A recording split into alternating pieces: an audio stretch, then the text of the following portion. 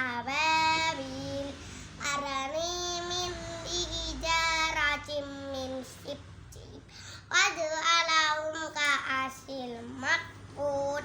Shadaqallahul adzim.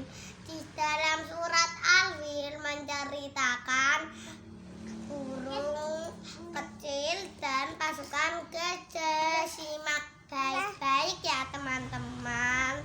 Oke, jauh di masa lalu pasukan gajah marah ingin menghancurkan Ka'bah yang suci. Allah mengirimkan sebuah burung kecil dinamakan burung ababil. Burung ababil terbang sangat cepat membawa batu-batu kecil dari neraka sangat panas.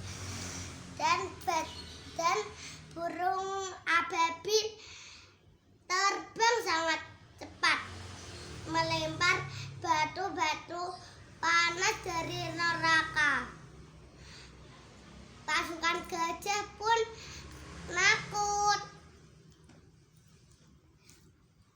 dan pasukan gajah tidak bisa menyerang Ka'bah. Ka'bah yang suci pun selamat.